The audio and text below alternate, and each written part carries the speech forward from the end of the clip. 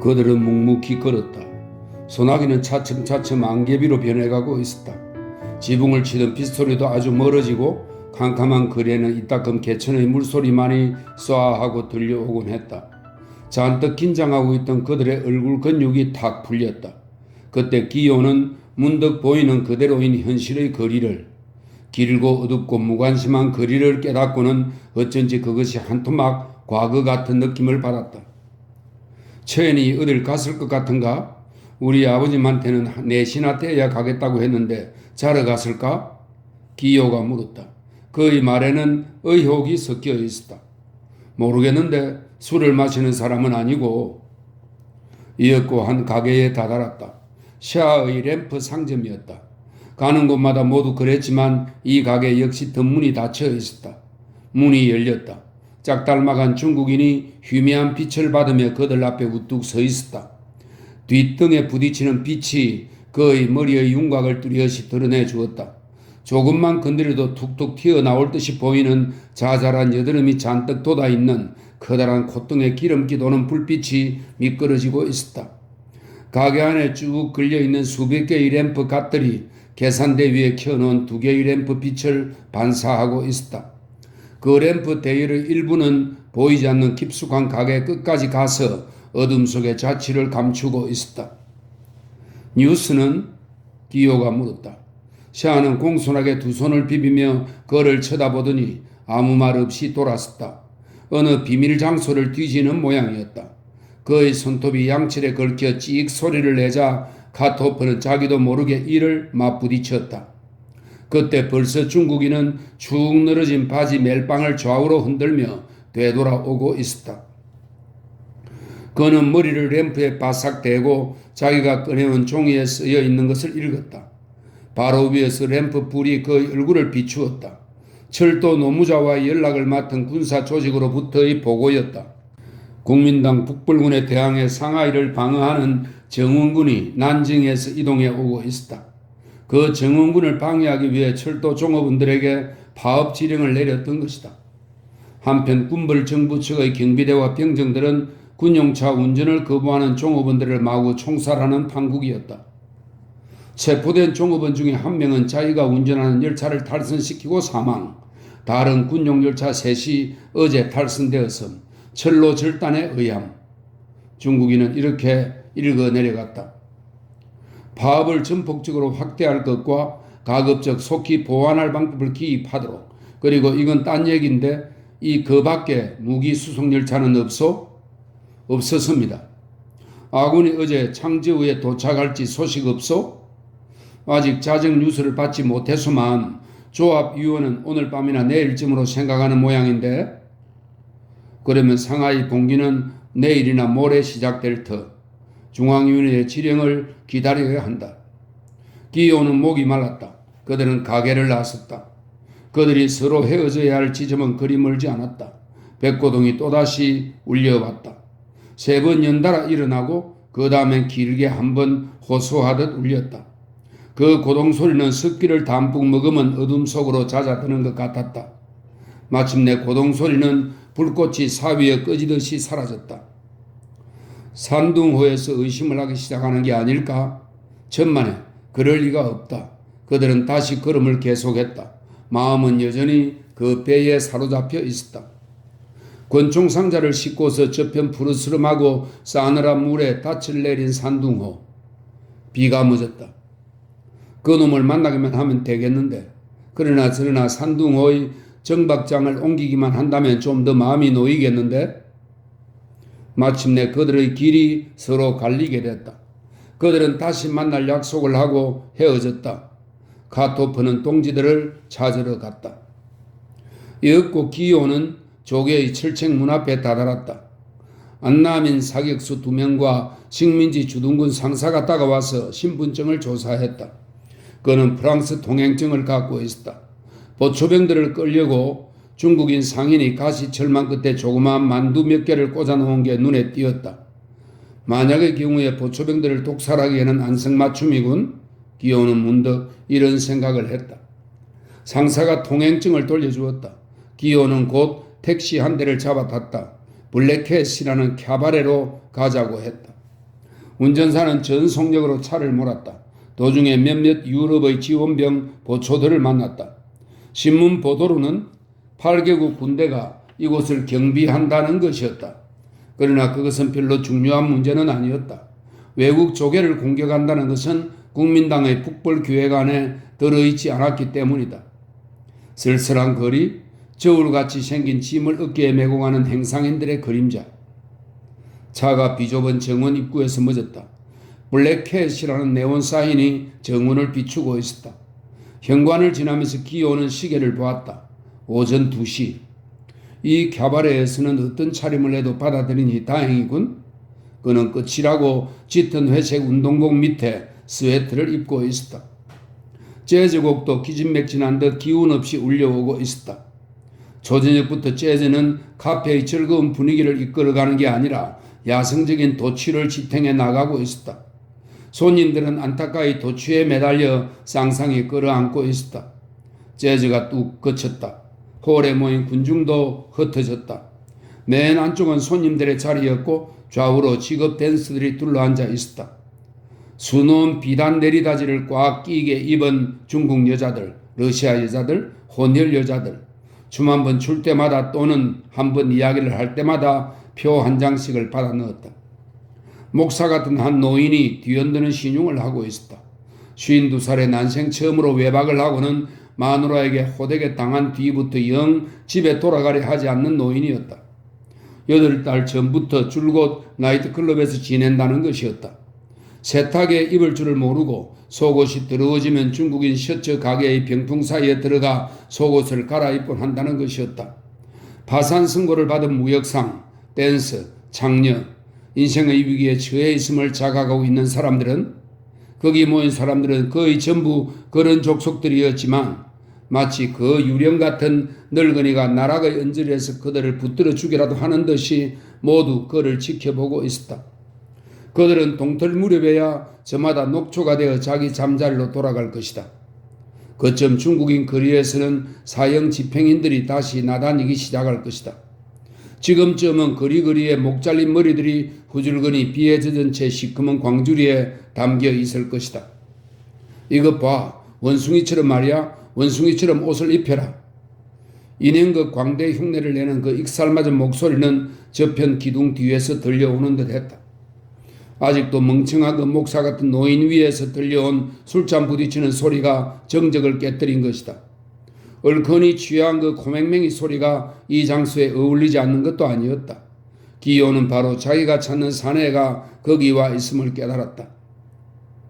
기요가 홀의 맨 안쪽에 있는 기둥을 돌아서자 그 사내의 모습이 눈에 띄었다. 세로로 배열한 테이블이 여러 줄 쭉 늘어서 있었다. 거기가 댄스들의 자리는 아니었다. 한 뭉치 쌓인 비단 더미 속에 여자들의 등과 젖가슴이 뒤섞여 있었다. 그 속에 인형극 광대구실을 하는 사내가 끼어 있었다. 그는 진짜 인형극의 광대처럼 꼽추 모양은 아니었지만 훌쭉한 체구에 특히 목소리가 비슷했다. 자기 테이블에 앉은 러시아 여자와 필리핀 여자를 상대로 한창 익사를 부리는 중이었다. 그는 우뚝 일어선 채 팔꿈치를 몸에 착 붙이고는 손목만을 야단스럽게 움직이며 폭이 좁은 얼굴 근육을 총동원시켜 실룩거리면서 짓거리고 있었다. 아마 어디서 단단히 얻어맞았는지 오른쪽 눈을 검은 안대로 가리고 있었는데 그것이 몹시 거북스런 모양이었다. 어떤 복장을 하든 간에 오늘 밤엔 야외복을 입었지만 클럽이 끝 남작이라는 그 사내는 이상하게도 언제나 변장을 한 듯한 인상을 주었다. 기요는 지금 그 곁으로 다가가지 않고 그가 나갈 때까지 기다릴 작정이었다. 아, 물론이지. 장제스 장군이 혁명군을 거느리고 들어올 게다. 그리고 말이야, 이렇게 외칠 게다. 클래식한 스타일로.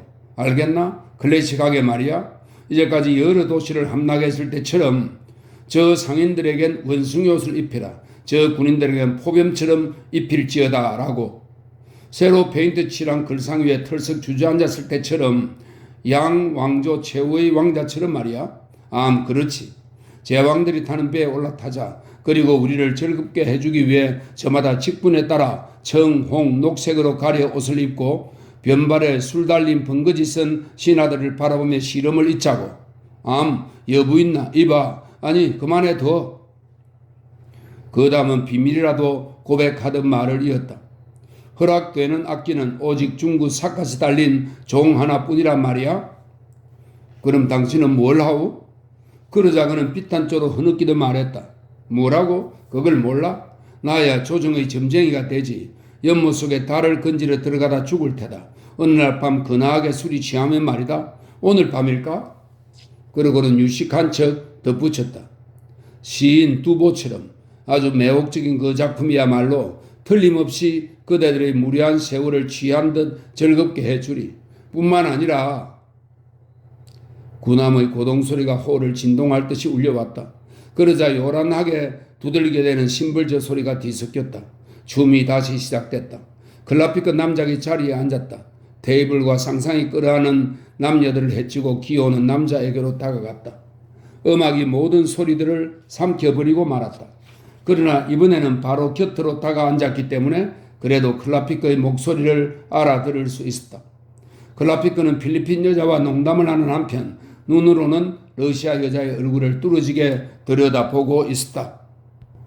이봐, 한 가지 불행한 건 이 세상에 이미 환상이 없어졌다는 거야. 때때로 말이지. 여기서 집게 손가락을 쳐들어 보였다. 유럽의 재상들은 말이야, 가끔 자기 아내에게 자그마한 소포를 보내거든. 그래, 그 아내가 그걸 열어보았더니 가만.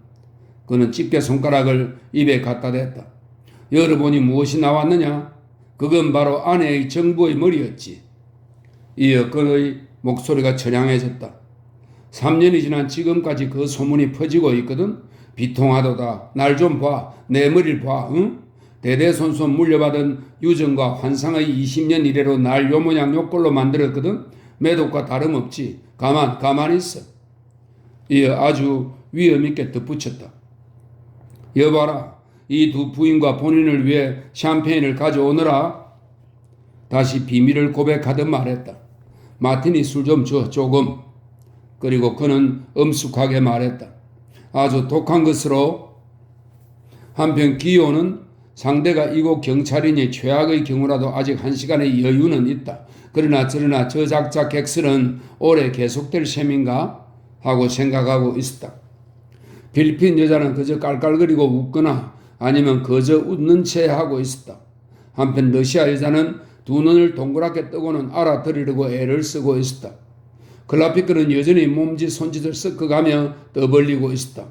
위험을 부릴 때는 몸을 꼿꼿이 세우고 집게 손가락을 연방 움직이며 상대방의 주의를 끌곤 했다. 그러나 기호는 거의 듣고 있지 않았다. 화끈한 방한 연기에 정신이 몽롱해진 데다가 오늘 밤 분주히 돌아다니면서도 내내 머리에서 떠나지 않던 한 가지 불안이 노곤한 피로감 속에 퍼져나가고 있었기 때문이다. 그것은 바로 얼마 전에 에멜리크 집에서 들었던 도저히 자기 목소리라고 믿을 수 없었던 자기 목소리에 대한 불안이었다. 그것은 어린 시절 외과 의사가 막 잘라낸 자기의 편도선을 들여다보았을 때 느꼈던 것과 똑같은 복잡한 불안감이었다. 그러나 그는 더 이상 자기의 생각을 더듬을 수가 없었다. 클라피크 남작은 안대로 가리지 않은 한쪽 눈을 끔뻑거리며 러시아 여자를 향해 소리치듯 말했다.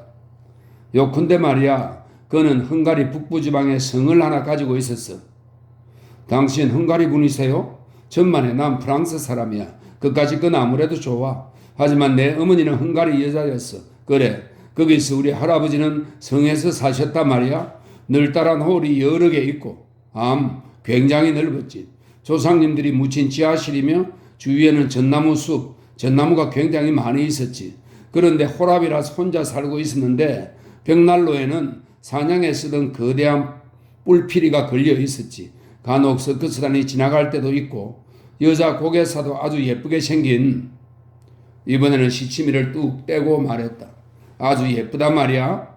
그러고는 다시 눈을 끔뻑거렸다. 그런데 할아버지는 여자 고개사를 꿰었지. 뭐 어려운 일은 아니지. 그래, 넓은 방으로 데리고 가서. 한 손을 쳐들어 상대의 주의를 모으며 그는 계속했다. 가만히 있어. 그 여자는 그대로 거기서 살았지. 세월이 흐르고 여자는 실증이 나고 요거사 너도 그렇지 뭐야. 하지만 좀 참아. 필리핀 여자를 간지리며 그러나 할아버지도 그다지 즐기지는 못했어. 오후 반나절은 이발사를 시켜 손톱을 깎게 하고 그때만 해도 할아버지는 저택 안에 전용 이발사를 데리고 있었거든. 그동안 더러운 농노 아들인 그의 비서가 큰 소리로 가문의 역사를 읽고 또 읽곤 했지. 참 근사한 소일이었지. 더 바랄 나위 없는 생활이었거든. 그뿐이 아니지. 대체로 할아버지는 근하게 취해 있었으니까. 그래서 그 여자는 비서하고 사랑을 속삭이고 러시아 여자가 앞질러 물었다. 대단한데 대단해. 아주 눈치가 빠르군. 그는 러시아 여자의 손에 키스를 했다. 그런데 말이야, 그 여자는 할아버지 다리를 주무르는 의사놈과 놀아났거든. 그대만큼 정신적인 것을 소중히 아는 여자가 아니었으니까. 그래, 그걸 안 할아버지는 여자를 때려주었어. 말 한마디 안 하고 말이야. 해보았자 소용없었겠지만 그래, 연놈이 그만 도망을 치고 말았지. 여자에게 채여 악이 바친 할아버지는 그 넓은 방을, 그 밑에는 조상님들의 뼈가 묻혀 있었지. 왔다 갔다 하면서 그 연놈들에게 모욕을 당해노라고 떠들어댔지. 한편 연놈들은 그때 지방의 수도로 올라가서 고골의 소설에도 나올 듯 싶은 주막집의 뜰에 사리운 마차를 세워놓고 놀아나는 판이었지. 할아버지는 그 거대한 사냥 뿔피리를 끌어내렸지만 힘이 딸려 볼 수가 없었어. 그래, 집사를 보내서 마을 사람들을 모이게 했지. 그때만 해도 아직 그만한 권력은 있었으니까. 그리고 모여든 시골 뜨기들을 무장을 시켰지. 사냥총이 5자루, 권총 2자루. 그러나 어쩌랴, 사람들 수요가 너무 많았어. 그래, 온 저택 안을 발칵 뒤집어 놓았지. 자, 땅두더지 농사꾼의 행진이라. 생각해 보라니까. 글쎄, 금술용 칼이니 화성총이니 술에 달린 기계니 총 동원시켜가지고 무장을 한 뒤에 할아버지를 선두로 수도를 향해 진군. 죄인을 추격하는 복수의 진군이라. 정보가 퍼졌지. 시골 순경이 헌병을 데리고 왔어. 굉장한 광경이었어. 그래서요? 그리고 아무 일도 없었지 뭐야? 무기를 몰수당해버렸지. 그래도 할아버지만은 수도로 갔지만 연놈은 부랴부랴 사료마차를 몰고 고골 주막집을 떠나 먼지를 뽀얗게 내며 도망을 쳤으렸다. 그래, 하는 수 없이 할아버지는 꽝 대신 닭이라는 격으로 여자 고개사 대신 시골뜨기 옆에내를 하나 맞아들이고 발 주무르는 다른 비스를 채용한 뒤에 그 비스하고 진탕술을 마셨지. 때로는 유언을 적는 일도 있었고. 누구에게 유산을 물려주었나요? 별로 흥미없는 문제인걸. 그러나 그가 돌아가셨을 때 여기서 그는 두 눈을 동그랗게 떴다. 모든 것을 다 알게 되었지.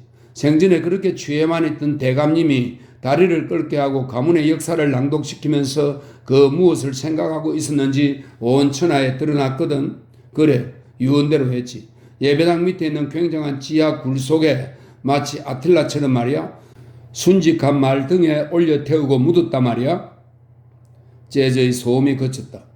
클라피크는 여전히 얘기를 계속했지만 광대 흉내는 그의 자취를 감추었다. 벼랑과 내리덮인 침묵에 어리광대 기질이 힘을 잃은 듯 했다. 그래, 아틸라가 죽었을 때 사람들은 그를 뒷발로 일어선 말에 태워 도나우 강변에 세워놓았지. 저녁놀이 그 긴 그림자를 벌판 가득히 가로비추고 그곳으로 달려오던 기병들이 그만 질겁하고 먼지처럼 산산이 흩어져 버렸지. 그는 공상과 술기운 그리고 돌연 조용해진 카바레의 분위기에 끌려 한없는 몽상에 사로잡혔다. 기요의 부친은 클라피크 씨를 잘 아는 처지였지만 기요 자신은 그다지 아는 바가 없었다. 더구나 이런 광대 노름을 하고 있는 남자는 더욱 어떻게 다루어야 할지 알 수가 없어 어리둥절했다. 그는 클라피크의 객설에 귀를 기울이고 있으면서도 몹시 초조했다. 그러나 호기심이 전혀 없었던 것도 아니었다. 남자의 앞 테이블이 비기만 하면 곧 가서 그에게 나가자고 손짓을 해야겠다. 그는 그 옆으로 다가가고 싶지도 않았고 남들 보는 데서 그를 부르고 싶지도 않았다. 이번에는 러시아 여자가 얘기를 꺼내고 있었다. 느릿느릿하고 쉰 목소리였다. 아마 수면 부족으로 정신이 몽롱해진 모양이었다. 제 정조부님 역시 좋은 토지를 가지고 있었지요. 우리는 공산당들 때문에 고향에서 쫓겨났으니까요. 세상 사람들과 한데 섞이고 싶지 않았고 남들에게 존경받는 생활을 하고 싶었어요. 그렇지만 여기선 이렇게 한 테이블에 2명씩 앉고 한 방에 4명씩 끼어자는 형편이에요. 한 방에 4명씩. 그래도 방세는 내야 하죠. 남에게 존경받는 생활이라고요? 술 때문에 탈만 안 나면. 클라피크는 여자의 술잔을 보았다. 그의 입을 대지 않은 채였다. 필리핀 여자는 그와 반대로 얼큰하게 취한 술 기운에 고양이처럼 포근히 몸을 내맡기고 있었다. 그대로 내버려 두어도 괜찮을 듯 했다. 그는 다시 러시아 여자 쪽으로 고개를 돌렸다. 돈이 없는 모양이로군. 여자는 어깨를 으쓱해 보였다. 글라피크는 보이를 불러 $100 지폐 한 장을 치렀다. 보이가 그 스름돈을 가져오자 그는 $10만 집어넣고 나머지는 여자에게 주었다. 여자는 지친 눈으로 그를 빤히 쳐다보았다. 좋아요, 올라가요. 여자는 자리에서 일어섰다. 아니야, 그런 게 아니야. 글라피크가 말했다. 착한 강아지처럼 한심한 몰골이었다. 그는 다시 말을 이었다. 오늘 밤은 그만둬. 너도 피곤할 테니까. 그는 여자의 손을 잡았다. 여자는 다시 그를 물끄러미 쳐다보았다. 그럼 고마워요. 그러고 나서도 역시 망설이면서 말했다. 그래도 너무 미안하잖아요. 당신만 좋으시다면 지금이라도. 다음에 언젠가 내 주머니가 텅 비었을 때 그렇게 친절하게 대해주면 더 기쁘지. 어릿광대 흉내가 다시 나타났다. 그날이 그리 멀지도 않았지만 그는 여자의 두 손을 모아 쥐고 거기에 여러 번 키스했다. 이미 셈을 치르고 기다리던 기호는 빈 복도에서 그를 만났다. 자, 같이 나가실까요? 글라피크는 그를 유심히 바라보더니 그제야 그를 알아보았다. 당신이 여길? 야, 참 희한한 일이로군. 그런데 그 염소 우는 소리 같은 목소리가 집게 손가락이 위로 올라가는 것과 때를 같이에 뚝 끊기더니 다시 이어졌다. 젊은이, 마음이 뒤숭숭하신 모양이군. 좋아요. 자, 그들은 벌써 밖으로 나와 있었다. 비는 이미 멎었으나 온 거리는 축축이 젖어 있었다. 정원 모래 위를 몇 걸음 내디뎠다. 기호가 입을 열었다. 항구에 무기를 실은 기선이 한 척 있는데 글라피크가 주춤 발을 멈추었다. 한 걸음 앞서가고 있던 기호가 뒤돌아섰다. 남자의 얼굴은 거의 보이지 않았지만 블랙캣 간판에 달린 커다란 고양이 네온 사인이 마치 후광처럼 그 얼굴을 에워싸고 있었다. 산둥어 말이군. 캄캄한 데다가 그의 위치가 불빛을 등지고 있어서 얼굴 표정이 보이지 않았다. 그리고 그 이상 아무 말도 덧붙이지 않았다. 기호가 말을 이었다. 군벌 정부는 권총 한 자루에 $30를 제한했는데 아직 회답은 없어요. 그런데 내가 아는 사람은 한 자루에 $35에 당신에 대한 구전으로 $3씩 더 내겠다는 겁니다. 항구 내에서 즉시 현품 교환으로 선장이 원하는 장소에서 인수하겠지만 단 항구 밖에서는 안 됩니다.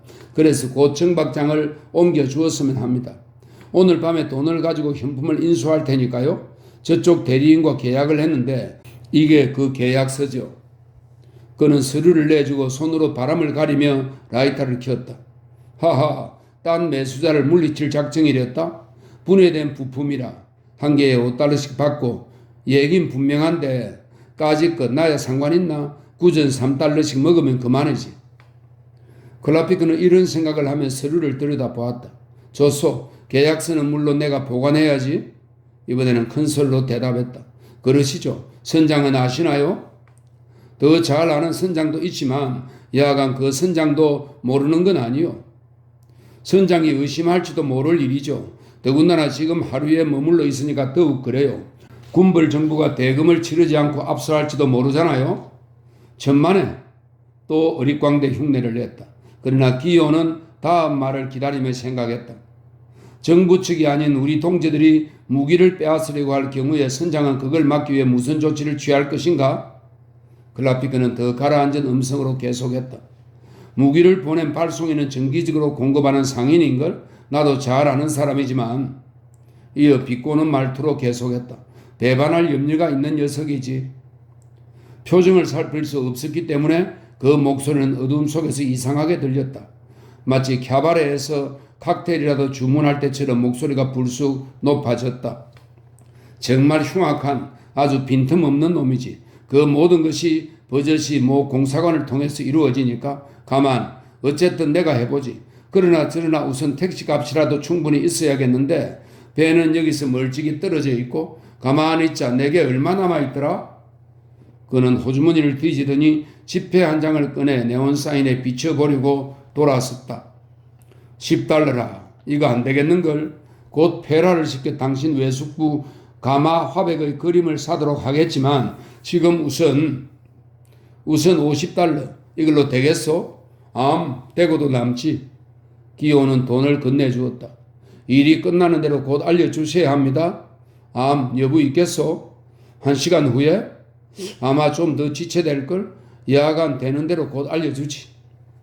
그러고는 아까 러시아 여자가 술 때문에 탈만 안 난다면 하던 때와 똑같은 목소리로 중얼거렸다.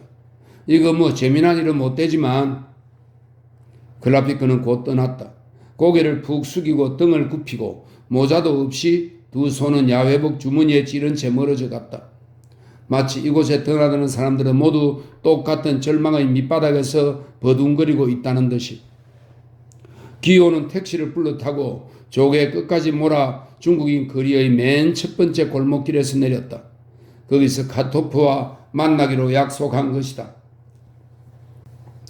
기호와 헤어진 지 10분 만에 카토프는 여러 복도와 좁다란 문을 지나 마침내 어느 방으로 들었었다. 사면이 흰 벽인데다 가구도 장식도 일절 없는 방이었다. 램프가 몇 개 걸려 있었다. 창도 없었다. 그에게 문을 열어준 중국인의 발 밑으로 테이블 앞에 앉아있는 5명의 머리가 보였다. 그들은 일제히 카토프를 쳐다보았다. 돌격원이라면 누구나 잘 알고 있는 장승같이 키 큰 사나이, 팔자그름에 두 팔을 휘젓고 단추를 채우지 않은 점퍼 차림에 들창고와 흐트러진 더벅머리의 사나이를. 그들은 여러 가지 수류탄 사용법을 연습 중이었다. 그들은 일개 돌격대를 구성하고 있었다.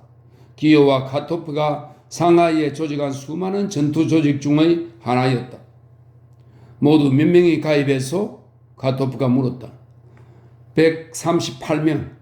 그중 젊은 중국인이 대답했다. 머리는 주먹만 한 데다가 목청뼈가 유난히 두드러지고 양 어깨가 축 늘어진 그 청년은 노동자 복장을 하고 있었다. 오늘 밤 절대로 12명이 필요한데 카토프는 말끝마다 절대로를 연발하는 게 버릇이었다. 언제? 지금 당장? 여기서? 아니, 연탕 부두 안에서. 그 중국 청년이 뭐라고 지시를 내렸다. 그중 한 명이 밖으로 나갔다. 3시까지는 그 장소에 모일 것이오. 젊은 책임자가 말했다. 앙상한 뺨과 훌쭉하게 여인 체구로 보아 아주 약골 같았다. 그러나 그 단호한 의조며 깡파른 얼굴 근육은 그의 온 신경의 팽팽한 굳은 의지를 그대로 나타내고 있었다. 교육은 어느 정도요? 카토프가 물었다. 수류탄은 문제 없을 거요. 이제는 전원이 여러 가지 형의 수류탄을 잘 알고 있으니까. 권총은 적어도 나강이나 모제르 같으면 그럭저럭 다룰 수 있죠. 지금 빈 탄피로 조정법을 연습시키고 있지만 그래도 공포점은 쏠 수 있어야 하는데 교회까지 데리고 나갈 겨를은 없고 지금 시내 40군데라는 방 안에서 이러한 무력 봉기가 준비되고 있었으며 또 저마다 이와 똑같은 어려운 문제에 부닥쳐 있었다. 하약이 충분치 못해 아마 곧 장만할 수 있을 테지. 우선 그 얘긴 그쯤에 두고 소총은 어떨까? 소총도 문제 없죠. 단 기관총은 사격 연습을 좀 해보기 전에는 불안한데요. 대답할 때마다 그 두드러진 목청뼈가 멱살 밑에서 불끈불끈 오르내렸다. 그는 계속했다. 무기를 좀 더 입수할 방법이 없을까요? 소총 7자루에 권총 10석자루, 수류탄이 40개, 2명 중 1명은 무기가 없는 형편인데 그거야 가지고 있는 사람들에게서 받아와야지. 아마 그 권총을 가지게 될걸. 가령 내일 입수된다고 치고 당신 대원들 중 무기를 다룰 줄을 모르는 사람이 얼마나 되지? 청년은 잠시 생각했다. 주의를 집중하는 얼굴이 거의 무표정에 가까웠다. 인텔리로군? 카토프는 문득 이런 생각이 들었다. 우리가 경찰 소총을 빼앗았을 때 말이죠. 절대로 그렇지. 반수 이상이죠. 그럼 수류탄은? 수류탄이라면 전원이 다룰 수 있죠. 그것도 아주 훌륭한 솜씨죠. 지금 우리 대원 중에는 2월 봉기 때 처형된 투사의 가족이 30명이나 됩니다. 그렇지만 그는 말끝을 맺지 않고 잠시 주저하더니 막연한 손짓으로 말끝을 흐려버렸다. 좀 뒤틀리기는 했지만 고운 손이었다. 그렇지만 그 악질들이 탱크만 갖다 대지 않는다면 방 안에 있던 6명의 시선이 일제히 카토프를 주목했다. 그게 뭐 문제인가? 수류탄을 6개씩 연결해 가지고 탱크 밑으로 던져 넣으면 되지.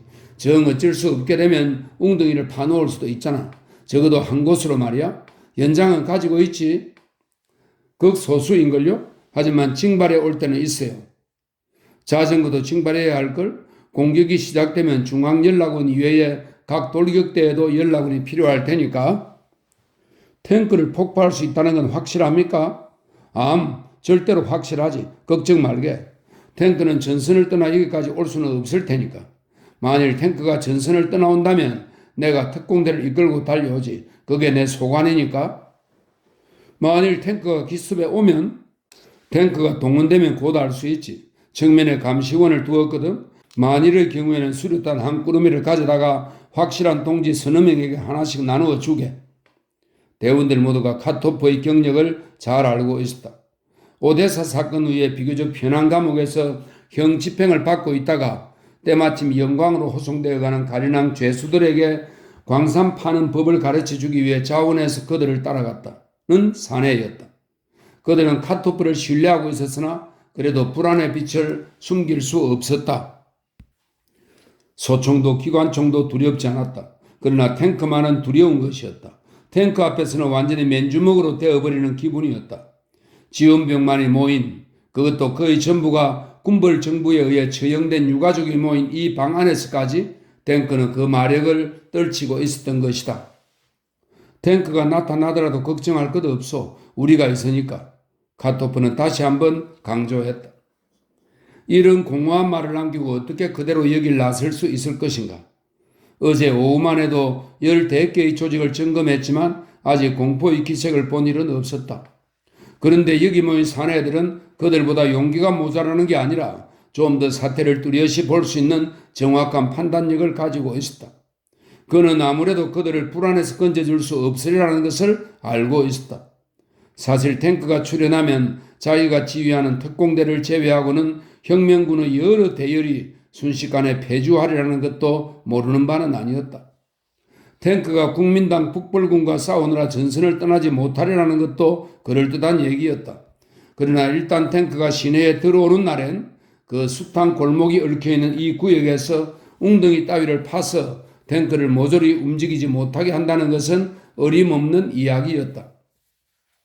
탱크는 절대로 전선을 떠나지 못할 걸. 카토프는 다시 말했다. 수류탄은 어떻게 연결하죠? 하고 젊은 중국인이 물었다. 카토프는 그 방법을 가르쳐 주었다. 그제야 방 안의 침울한 공기가 좀 가벼워지는 듯 했다. 마치 수류탄 사용법이 탱크에 대항하는 승리의 보장이라도 되는 듯이. 카토프는 분위기의 호전을 틈타 겨우 거기서 빠져나왔다. 대원의 반수가 무기 사용법을 모른다는 것이었다. 군벌 정부 보안대를 무장해제시킬 전투대는 자기가 직접 조직했고 적어도 그들에게만은 기대를 걸 수 있었다. 드디어 내일, 아니 모레나 될까? 북벌군이 진전해 오고 있었다. 상하이 시내 봉기를 기대하며 시시각각 다가오고 있다. 아마 상하이 근처의 마지막 역이 함락되었으리라. 기요가 돌아오면 어느 정보 지부에서라도 새로운 정보를 가져오리다. 먼저 들렀던 램프 상인에게 10시 이후의 정보는 아직 들어와 있지 않았으니까. 카토프는 뒷골목에서 그대로 서성거리며 기요를 기다렸다. 마침내 기요가 왔다. 서로 자기가 한 일들을 보고했다. 다시 진흙 속을 걷기 시작했다. 고무창을 댄 운동화를 신은 기요는 일본 고양이처럼 작고 가벼워 보였다. 카토프는 생각에 잠긴 채 연방 어깨를 기우뚱거리며 걷고 있었다. 지금도 북불구는 어둠 속에 불그스름하게 비치는 상하이 하늘을 바라보며 전진하고 있으리라. 비에 젖은 총을 번들거리며 설마 그들의 전진이 중단된 것은 아닐 테지? 그들이 걸어가는 좁은 골목은 중국인 거리의 첫 골목이었다. 서양 사람들이 주택에 인접해 있었기 때문에 가축상이 절비한 거리였다. 가게는 모두 꼭꼭 닫혀 있었다. 밖에 내놓은 짐승도 없고 밤거리에 정막을 깨는 소리도 없다. 다만 고동소리와 내 귀가 뾰족한 지붕 처마에서 떨어지는 물방울 소리가 들릴 뿐. 가축들도 잠든 모양이다.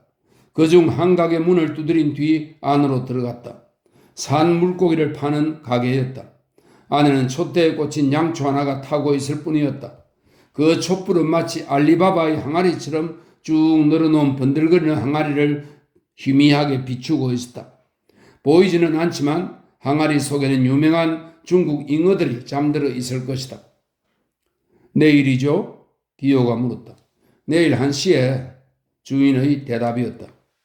가게 안쪽 카운터 뒤에 팔꿈치를 굽히고 거기에 얼굴을 묻고 자는 사람들의 모습이 희미하게 보였다. 이 가게도 시내에 잠복해 있는 70여 개의 국민당 정보 지부 중의 하나로 그 지부들을 통해서 정보가 전달되는 것이다. 공식 정보겠지? 네, 군대는 지금 창지우까지 와 있습니다. 그리고 총파업은 정오를 기해. 어둠 속은 여전히 변화없이 조용했고 벌집 같은 작은 방에서 자는 상인은 꼼짝도 하지 않았지만 인광을 바라는 모든 항아리들의 수면이 일제히 희미하게 흔들리기 시작했다. 항아리마다 검은 파문이 일어났다. 사람 음성에 잉어들이 잠을 깬 모양이었다. 또 한 번 멀리서 고동소리가 은은하게 울렸다가 사라졌다. 가게를 나와서 다시 걷기 시작했다. 또 한 번 되레피블리크 중앙가도에 섰다. 택시가 멎었다. 차는 필름이 돌아가듯 빠른 속도로 달렸다. 왼쪽에 앉아있던 카토프는 윗몸을 기울이고 유심히 운전사의 거동을 살폈다. 이치 니엔인걸? 여기서 나오는 이 니엔은 아편 중독자에 관한 용어로 한 대 필요하다는 뜻입니다. 문자대로 새기면 중독되어 있다는 뜻이기도 합니다. 이치 니엔인걸? 큰일이야. 내일 저녁까지는 절대로 죽고 싶지 않은데 이봐 좀 천천히 몰아. 클라피크가 배를 항구 안으로 옮겨가게 할 거야. 정부 피복 창구에 있는 동지한테서 보안대 복장을 얻을 수 있을 테고 뭐 그럴 필요도 없어. 지부에 10대불 이상이나 가지고 있으니까. 그럼 자네 부하들을 12명쯤 데리고 보트에 오르기로 하지. 자네는 가지 않는 게 좋을 텐데. 기호는 이 말에 아무 대꾸도 하지 않고 그를 쳐다보았다. 뭐 그리 위험한 일은 아니지만 그렇다고 쉬운 일도 아니야. 물론 이 밥통 같은 운전사가 죽으라고 속력을 내고 있는 것보다는 훨씬 위험한 일이지만 그리고 지금은 자네가 쓸데없이 죽을 때가 아니거든. 그거야 자네도 마찬가지지 뭔가. 같지 않아. 나 따위야 또 다른 사람으로 대신할 수도 있거든. 자, 그만하면 알겠지? 자넨 우리를 기다릴 화물차와 무기 분배를 맡아주면 좋겠어. 카토프는 좀 거북한 듯 손을 가슴에 얹고 망설이는 눈치였다. 이 친구를 슬보게 하겠는데. 한편 기호는 아무 대답도 없었다. 산은 안개로 뿌옇게 흐려진 불빛 사이를 달리고 있었다. 지금으로선 그가 카토프보다 중요한 인물이라는 건 의심할 여지가 없었다. 중앙위원회에서도 비록 서류상일망정 기호가 조직한 것을 세밀히 알고 있었다. 뿐만 아니라 그는 온 거리를 손에 쥘듯이 떠르르 꿰고 있었다. 시내의 취약지역을 마치 자기의 상처처럼 느낄 수 있는 것이다. 동지들 중에 어느 누구도 그처럼 신속하고 확실하게 행동할 수는 없다. 불빛이 점점 많아졌다. 또 한 번 조개의 장갑차가 나타났다. 이어 다시 거리는 어두워졌다. 차가 멎었다. 기호는 차에서 내렸다. 그럼 나는 보안대 제복을 가지러 가겠네. 준비가 다 되면 자네를 데리러 보내겠네. 카토프가 말했다. 기호는 아버지와 함께 중국식 단층집에 살고 있었다. 정원 주위에 네 채의 행랑이 딸린 집이었다. 그는 첫 채를 지나 정원안을 걸어서 대청으로 들었었다. 좌우의 하얀 벽에는 송나라 때의 그림들, 푸른색으로 그린 샤르댕식의 봉황새들이 걸려 있었다. 대청 안쪽으로는 로마 조각을 방불케 하는 위왕조 때의 불상이 놓여 있었다. 깨끗한 소파에 아핀을 피우기 위한 테이블이 하나 있었고 기호의 뒤에는 아틀리에 같은 데 흔히 볼 수 있는 장식 없는 유리창들이 있었다. 그의 발소리를 듣고 아버지가 들어왔다. 요즘 몇 해째 아버지는 불면증 때문에 새벽녘에야 겨우 몇 시간 잠을 이룰 뿐이었다. 그래서 잠이 안 오는 밤을 같이 보낼 수 있는 사람이라면 누구든 반갑게 맞이해 주었다. 아버지, 체인이 아버지를 보러 오겠답니다. 좋아. 기호의 모습은 아버지와는 좀 다른 데가 있었다. 늙은 지조로의 얼굴은 평소에 꼭 수도사의 풍물을 연상케 했는데 오늘 밤은 낙타들 잠옷을 입은 탓인지 더욱 그렇게 보였다. 그러나 기요는 일본인 어머니의 피가 섞여서 그런지 아버지의 얼굴보다 선이 좀 더 부드러우면서도 사무라이 같아 보였다. 첸에게 무슨 일이 생겼니? 네. 부자가 한자리에 앉았다. 기요는 잠이 안 왔다. 그는 지금 보고 온 글라피크 이야기를 했다. 그러나 무기에 관해서는 한마디도 비치지 않았다. 아버지를 경계해서 그런 것은 아니었다. 다만 자기 목숨에 관해서는 자기 스스로 책임을 지고 싶었던 것이다. 지조로 노인은 본래 베이징 대학교 사회학 교수였는데 그의 강의가 군불의 미움을 사서 장조리인에게 쫓겨난 것이다. 이 장조리는 장장님입니다. 장조리인에게 쫓겨난 것이었다. 그는 중국 북부의 가장 좋은 혁명 세력의 기초를 만들기는 했지만 실제 행동에는 참가하지 않았다.